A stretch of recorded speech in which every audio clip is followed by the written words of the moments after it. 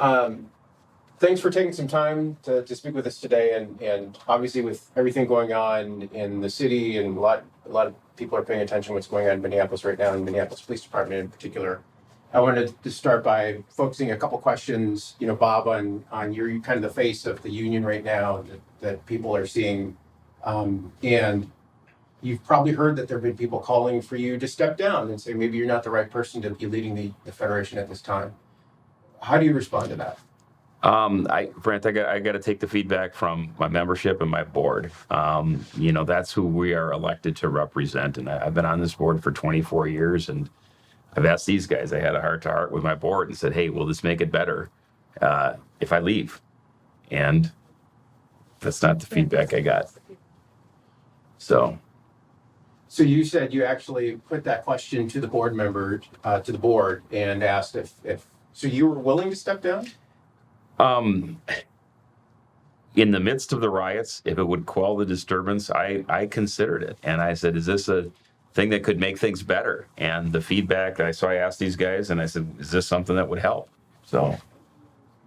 A lot of the criticism that you've been hearing for years is some of the things you said about organizations like Black Lives Matter, and again, if there's so much community response and community backlash to the comments you've been making, do you feel like it would help give communities of color maybe more trust in the police department if you did make a statement and say, look, I probably should step aside and let somebody else take the reins right now? We considered that, and when the time comes I do retire, we've got a succession plan in. Sherral has been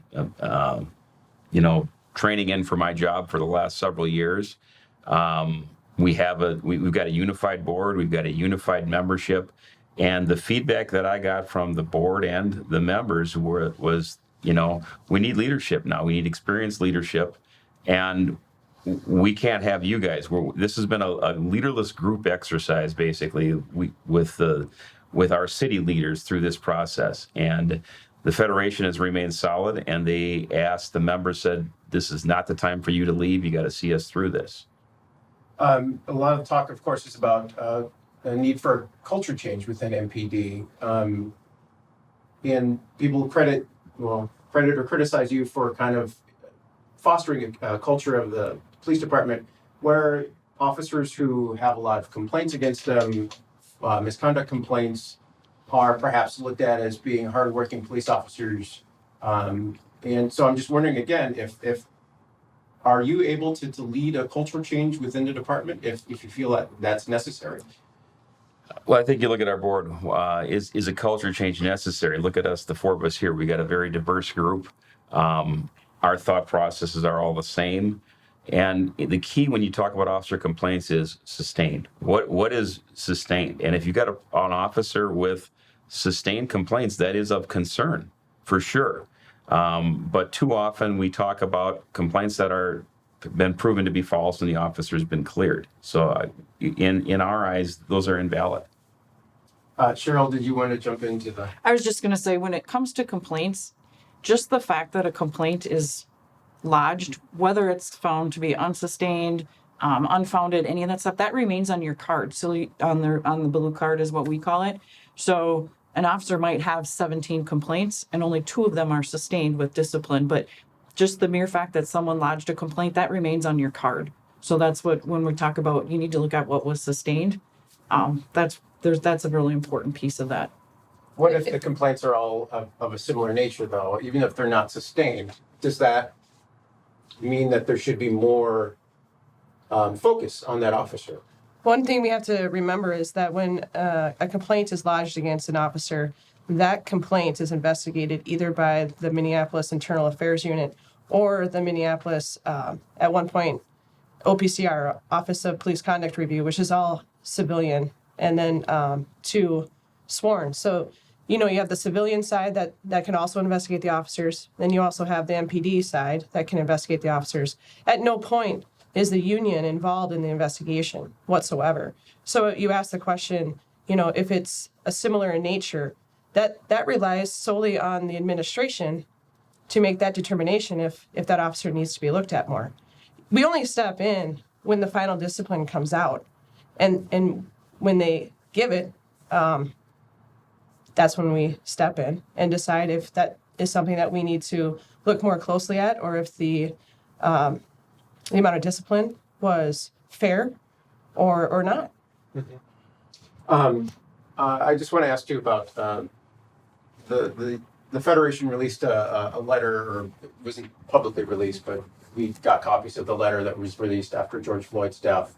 In it, George Floyd was described as a violent criminal, and to some people that may sound like this was somehow trying to justify how he was treated by the officers on that day. Any one of you have a response to the writing of that, Bob? Was that your... I truly regret putting that out so hastily as I did. You got to take it in context. There was a lot in that letter. It was a condensed letter on what the board had been working on. It was meant as a communication to our membership only, certainly not for release on the outside. Because we were so busy, I didn't give it to Sherral or Anna or Rich, who usually do my proofing, and it was sent out hastily, and I regret that. And it was certainly not released for the public. And I didn't I didn't lay out a criminal history at all. And I understand that was harmful to put that on the community, for that to get out in the community, and I regret it. And you also mentioned that you felt like the officers were not afforded due process before they were fired. Can you explain more about that? Were the officers, did the normal disciplinary procedure go through with a discipline panel for the officers' Absolutely. investigation? Absolutely. It did not. No. There's no investigation. There's no interviews. Their rights were absolutely violated under our contract, our workers' contract, that is negotiated upon for possibly year and a half at a time.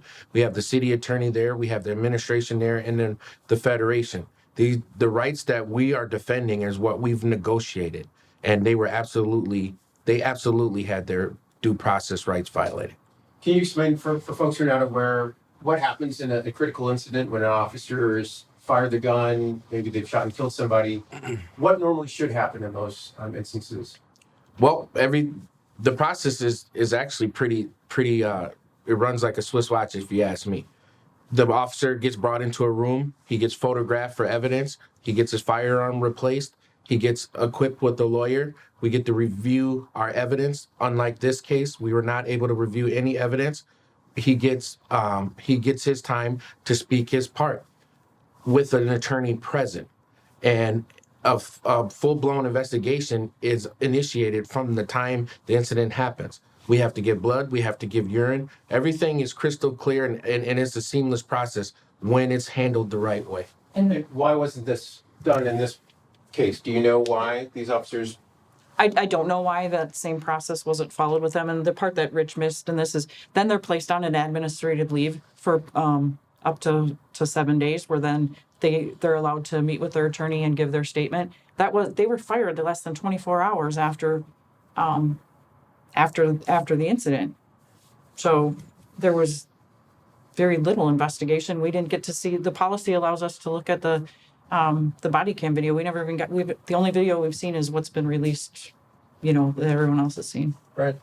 And what was your reaction when you saw that video? It was horrific.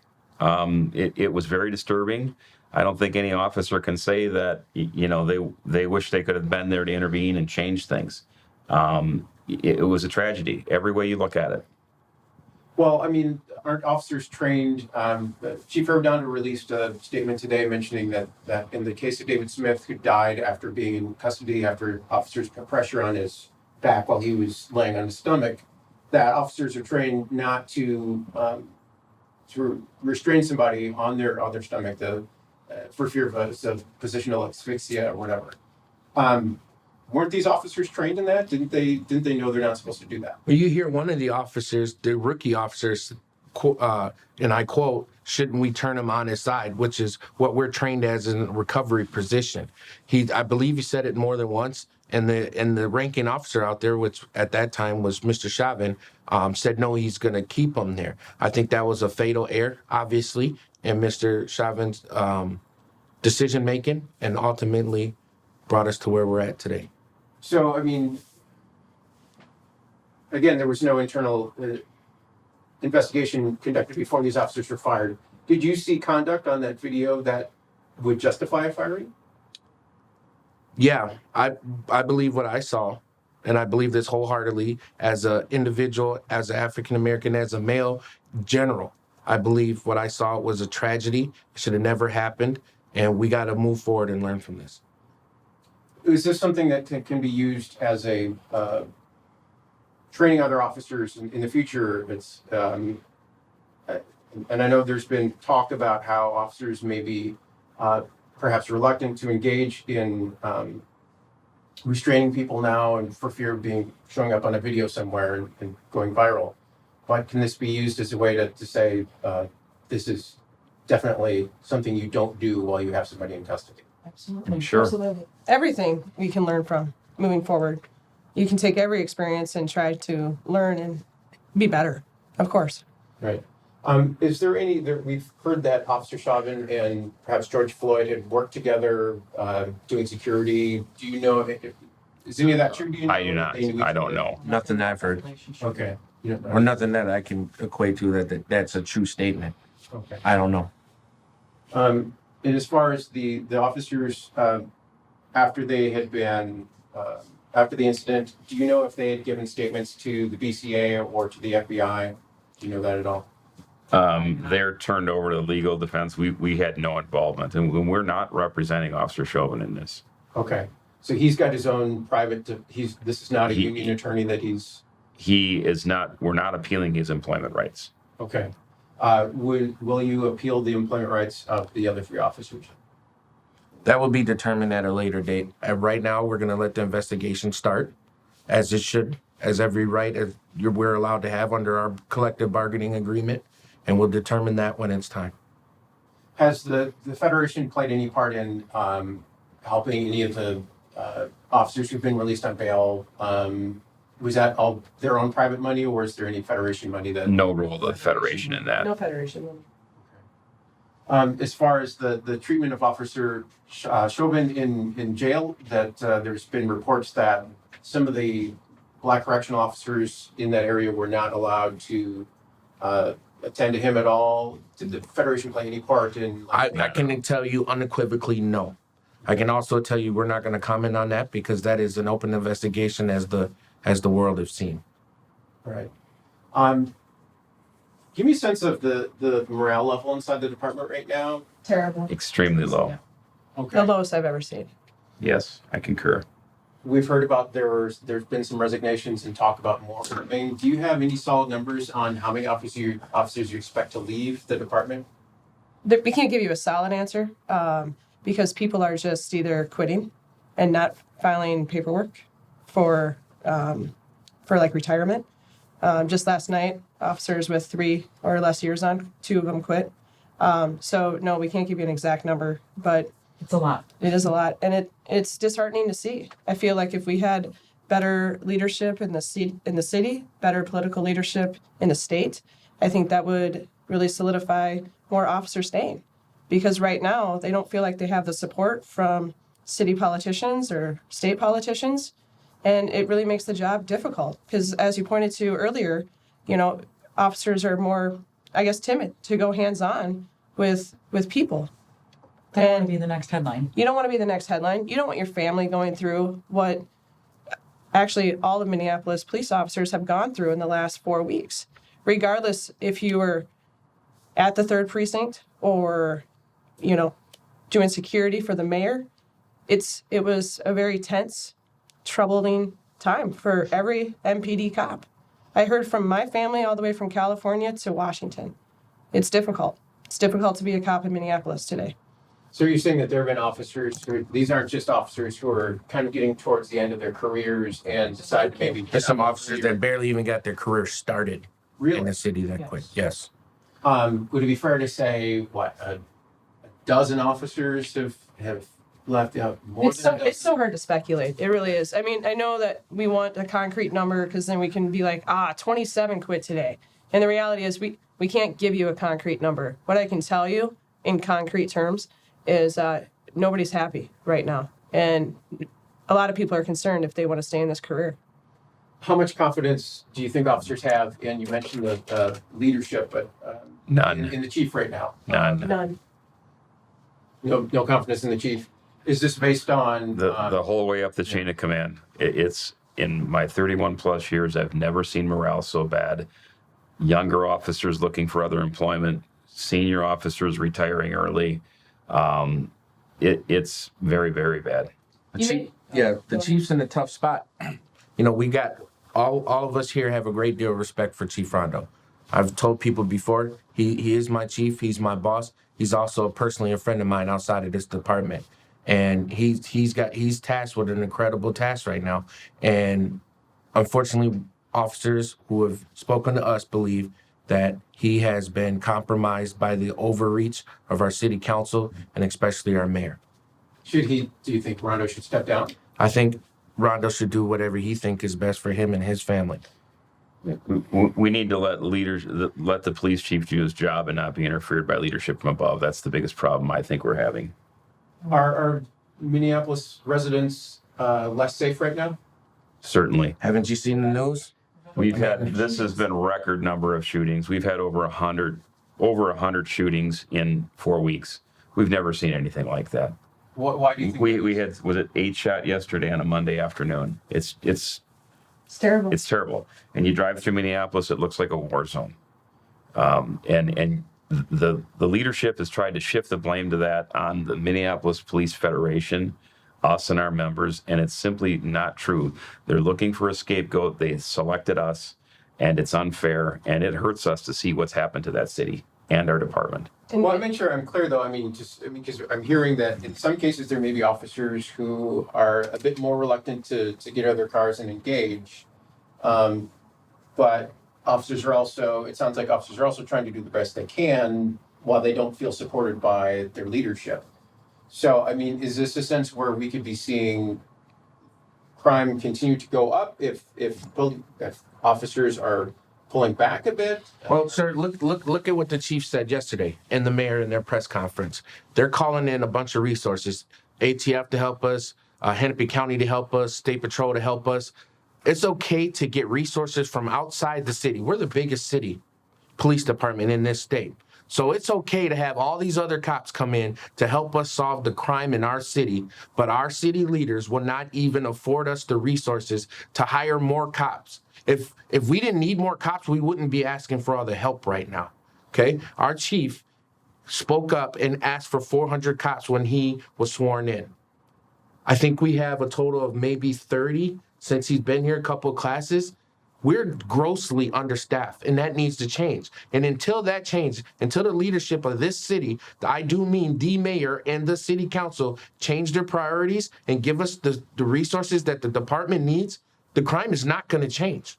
It's just not going to change. We don't have enough resources to fight the problems. The criminals know it is a lawless society out there right now. That's why we see a gross uptick in the violent crime that's happening in our city, and it needs to stop. What about there's been calls by others who've said, if you take some resources and take it out of the police department and put it into folks who can respond to other types of calls that don't require a police officer. Somebody having a mental health crisis. That's fine. We have a COPE program that is equipped with an officer, because a COPE or a COPE social worker or whatever the director, COPE responder, they're not going to go into a potentially dangerous situation without a cop. So even then, you still need a cop. Look at that type of thinking right now. We don't have enough cops to stop the violent crime. We're talking about aggravated robberies. We're talking about shootings. Clearly, we're talking about murders. These other sources that they're trying to shift the money from the department that's already understaffed and under-resourced to put it into another program where they're not going to react unless they have the cops to help them. So we gotta staff our department. We need more cops, and we have more cops. We could get a handle on what's happening in our city. We're always open for more resources. We're always open for more help from the community, more help from social services. But at the end of the day, we need more cops. And until our city council gives us more cops, it's not going to change. We had Period. community groups out on the shooting at 30th and Hennepin the other day. There were 2 community groups out there that were shot at as they were trying to help in that situation. They were actually shot at. Hennepin and Lagoon. or Hennepin and Lagoon. The crime that you're seeing right now, this uptick in crime, is a preview of what you would see if they actually go forward with this defund the police. This is a snapshot. And the defunding the police that they're talking about may be just happening through attrition, through officers leaving anyway. You're going to get to the rock bottom number is 724, and we can get there with what's leaving. And I think what we're missing here is officers are not going to put themselves out there to do the proactive stops to get the guns off the street because they don't feel supported after the fact. Sometimes policing looks bad. Sometimes we have to stop the car and get the gun out of the car to stop the shooting. So if we don't have the support to do the basic police work of finding the guns, to get the guns off the street, it's going to continue. You can flood the neighborhood as much as you want with cops. We can be visible as much as you want. They're still shooting. I believe 2 nights ago, PIO John Elder did an interview at 30th and Knox. And there's news crews everywhere. And you can still hear the fireworks. Some were mixed in with shots fired. You can see it on his face. He's not quite sure, like if it's all fireworks or a couple shots there. So, I mean, yeah, it sounds really good to flood an area with a bunch of police officers, state patrol, Hennepin County Sheriff. But they're still going to shoot because they know that our hands are tied by the failed politicians to not even allow us to do our job. Well, I hear you talking about the need for more police, but as you know, there's been a crisis of legitimacy. People who don't see the Minneapolis Police Department as legitimate authority anymore. And that's something that's happened long before you, Bob, department. But I'm just, how do you rebuild that right now? I mean, there's for any number of reasons. We do need community buy-in and support, no question about it. And our federation has always been willing to sit down with community members in whatever setting and help us going forward. Look no further than PCRC of recent times, Police Community Relations Council. We've always been willing to engage, and we still are. It's really telling when the chief withdraws from contract negotiations. He wants to do this on his own. In reality, before May 25th, we were in contract negotiations and we were making progress and we were meeting to include the chief. So we were completely blindsided when he goes on national TV and starts blaming the union and the union contract for the situation that the department's currently in. We were working really well together. So completely blindsided. And we have to work together to make this a better Minneapolis. Is that opening for legal intervention if the chief refuses to engage in contract negotiations with the union? Do you see We believe that it's a violation of the Public Employee Labor Relations Act.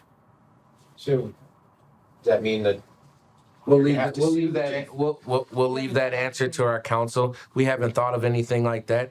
We've had a very good relationship with our chief. We understand times is tough right now and people are picking sides, and we just want them to come back and sit back down with us and talk to us. We want to be a part of the solution. We don't want more problems. Same thing he got. He's not going to solve the problem in this city by himself. We need to bring all the stakeholders to the table and really have some serious conversations of what does the future of Minneapolis look like? And if we're all taking sides and going into our separate corners, we're never going to get there. So we all need to come together, including the Federation, the administration, and the community, and figure out what is this going to look like for Minneapolis. I don't want to keep it too much longer.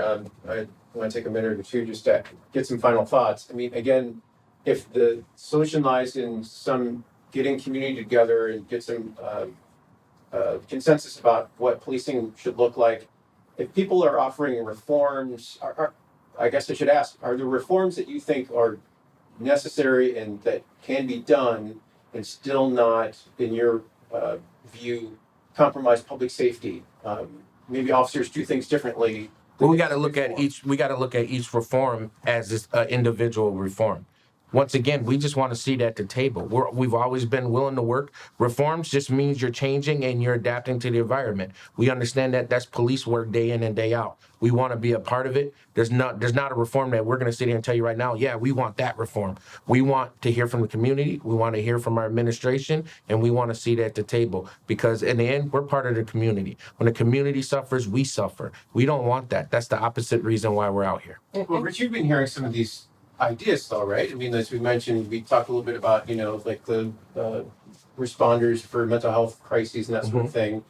I mean, are there other things that you could see? Is it a matter of different training, different philosophy overall about how police officers should interact with people? Well, we could always use training. Will never hurt. I mean, society, social, economics, all that stuff changes, and we need to adapt to that. So we're open to more training if it's going to help us be the best police officer we can in the communities we serve. But we still need more cops. We need more cops to help us out. We need more cops to be able to answer the 911 calls when these emergencies are happening. We've always been open to reform. Regardless of what the media is saying right now, that the police union don't want to change, that's absolutely inaccurate. And we want a better Minneapolis. And quite honestly, when you try to pass 21 bills in a special session, to me, that shows a lack of input. You can't get input from all the stakeholders in 36 hours and throw a bill together. So when you ask about the reforms, the ideas that are out there, I'd actually like to look more at what kind of conversations took place to write those bills. Because in 36 hours, how many conversations could actually take place with all the stakeholders? And in my opinion, not many. We probably haven't heard from even a third of the people that this will affect. Correct. And we wouldn't have gotten the best input to make the best bill, to make the best reform. And we owe that to the citizens of Minneapolis. Well, we actually owe that to every person in this country to get this right. It's not something that we should rush through just to say, look, we did it before November. I mean, seriously, it's something that needs to take a lot more thought than 36 hours. Do you get the sense that there's a sizable population of residents in Minneapolis who should weigh in on changes to the police department who you don't see out in protests, in showing up at City Hall to participate in public hearings? I do. Are there people officers see every day that have a different view on this? There's quite a few business owners, especially in North Minneapolis, that are furious with City Council right now.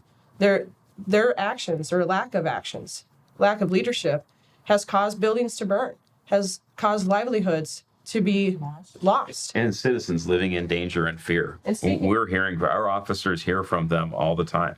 There is a lot of people living in fear in Minneapolis right now, and you can't blame them. And what we need the silent majority of the people who believe in the police department, who trust the police department and understand that we're humans and we're not without flaws, but we need the people who support us to step up and come out and show support. We have a lot of support out here, but they're scared to say that they support us in fear of being ostracized or being victimized like we've clearly seen people do on the news, and stand up for their community. We can't fix the issues at hand without the community. The community is certainly not going to fix it without the police department. We need to sit down and we need to get it right. All right. Thanks, all of you, for sitting down and talking with us. And I guess if we got any other questions, we'll. All good? Okay. Thanks again. Thanks. Appreciate that. Thanks, guys. Thank you. All right.